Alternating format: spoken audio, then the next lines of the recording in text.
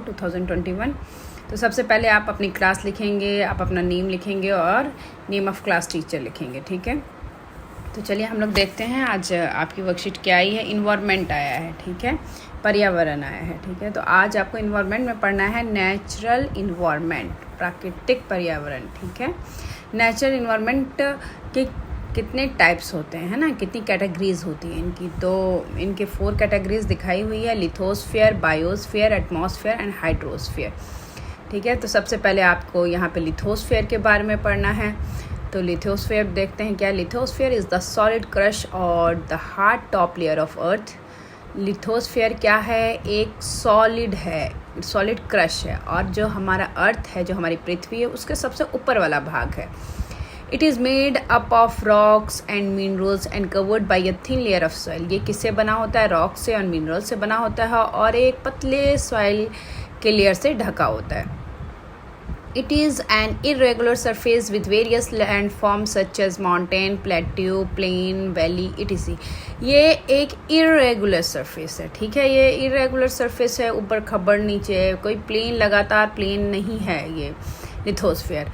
और ये किन चीज़ों से बना हुआ है, mountain, plateau, plain, valley. Mountain पहाड़ हो गया, प्लेटू वो होता है जिसका ऊपर हिस्सा नुकीला नहीं होता, प्लेन मैदानी एरिया हो गया, वैली जो 2 पहाड़ों के बीच में घाटी होती है, बीच का एरिया होता है, उसे वैली कहते हैं, घाटी हो गया, ठीक है।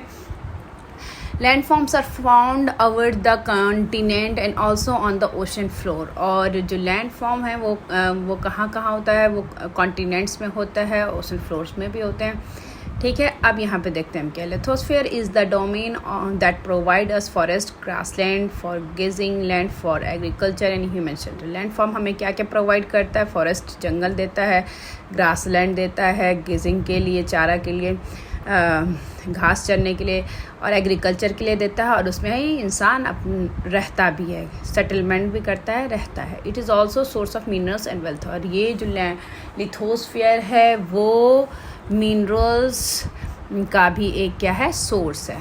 चलिए अब हम देखते हैं आपको आज करना क्या है। Write a name of each sentence by making use of jumble word. आपको यहाँ पे जम्बल वर्ड्स दिए हुए हैं, आपको उस जम्बल वर्ड को सही करके लिखना है। तो हम सबसे पहले, और ये वर्कशीट मैं आपको हिंदी इंग्लिश दोनों में समझाऊंगी। तो दोनों बच्चों के लिए मैं एक ही वीडियो बना रही हूँ, दोनों बच्चे देख करके अपना इसी से आप लोग वर्कशीट कंप्लीट कर लीजिएगा।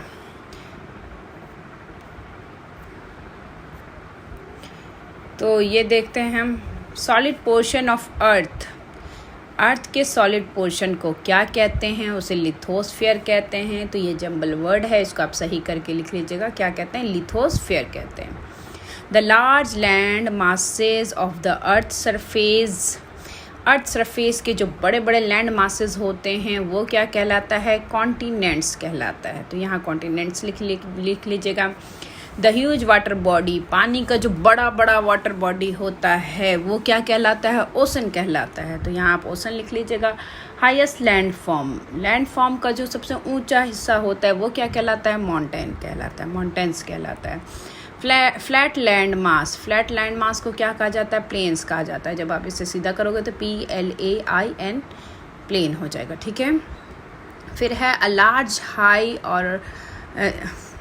High are of flat land, मतलब ज़मीन से ऊंचा लेकिन ऊपर जाकर के क्या हो जाता है, फ्लैट हो जाता है, वो क्या कहलाता है, प्लेट्यू कहलाता है। तो यहाँ पे देखो आप इसको अगर जंबल को सीधा करोगे तो प्लेट्यू बनेगा, तो प्लेट्यू लिख दीजिएगा।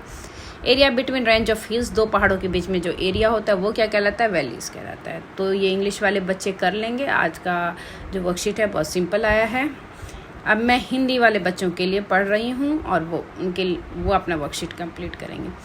ये आपको कक्षा विद्यार्थी का नाम और कक्षा अध्यापक का नाम ये तो आप लिख ही लेंगे। चलिए अब हम पर्यावरण पढ़ते हैं। पर्यावरण में आज आपको पढ़ना है प्राकृतिक पर्यावरण। प्राकृतिक पर्यावरण 4 प्रकार के होते हैं, स्थल मंडल, जैव मंडल, वायुमंडल और जल मंडल। आज आपके वर्कशीट में आपको पढ़ना है स्थल मंडल। स्थल मंडल होता क्या है, पृथ्वी की ठोस परपटी या कठोर ऊपरी परत को स्थल मंडल कहते हैं। ज़मीन का जो ठोस हिस्सा होता है और जो सबसे ऊपरी हिस्सा होता है उसको क्या कहते हैं, स्थल मंडल कहते हैं। ये चट्टानों एवं खनिजों से बना होता है। ये किससे बना होता है? चट्टानों एवं खनिजों से बना होता है। एवं मिट्टी की पतली परत से ढका होता है और ऊपर जो होता है उस पर मिट्टी की पतली परत ढकी होती है। ये पहाड़, पठार, मैदान, घाटी आदि जैसे विभिन्न स्थलाकृति वाले विषय धरातल होते हैं। इसमें क्या क्या होता है? पहाड़ होता है, पठार होता है, मैदान होता है, घाटी होती है, ये सारी चीज़ें इसमें होती है। पहाड़ क्या हो गया? जो ऊंचे ऊंचे पहाड़ होते हैं, जो ऊपर जाके भी नुकीले होते हैं, वो पहाड़ हो गया। पठार क्या होता है? ज़मीन से थोड़े से ऊंचे होते हैं, लेकिन इसका ऊपरा पार्ट, ऊपर वाला हिस्सा जो होता है वो नुकीला नहीं होता, वो पठार हो गया। घाटी क्या होता है? दो पहाड़ के बीच में जो एरिया आपको दिखता है वो घाटी हो गई। और मैदान जो समतल होता है, बराबर होता है। जैसे विभिन्न स्थलीकृत वाला विषम धरातल होता है, ये स्थलीकृतियों, महाद्वीपों अलावा महासागर, सागर की स्तर पर भी पाए जाते हैं। और ये जो स्थल मंडल है वो कहाँ कहाँ पाया जाता है?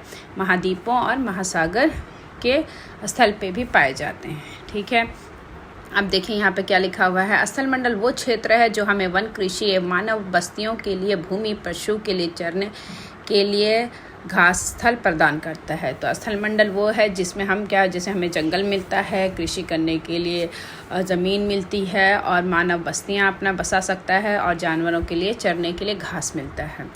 ये खनिज संपदा का भी एक स्रोत है और इससे हमें खनिज भी मिलती है, खनिज पदार्थ भी मिलता है। अब हम देखते हैं आज आपको क्या काम करना है। नीचे दिए हुए अवस्थित शब्दों को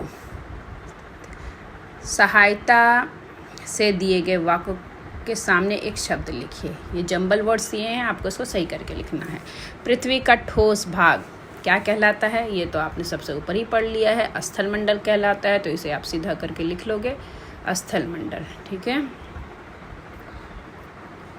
यहाँ पे देखिए लिखा हुआ है स्थल मंडल। ठीक है, फिर उसके बाद समुद्र द्वारा आपस में कटे भूभाग है ना, वो हिस्सा जो चारों तरफ से समुद्र से घिरा हुआ हो तो वो क्या कहलाता है? महाद्वीप कहलाता है। पृथ्वी पर बड़ा जल स्रोत, पृथ्वी के ऊपर जो बहुत बड़ा पानी का स्रोत होता है, बहुत बड़े स्केल पे पानी जो होता है वो क्या कहलाता है? वो इंग्लिश में ओशन कहते हैं और हिंदी में महासागर कहते हैं।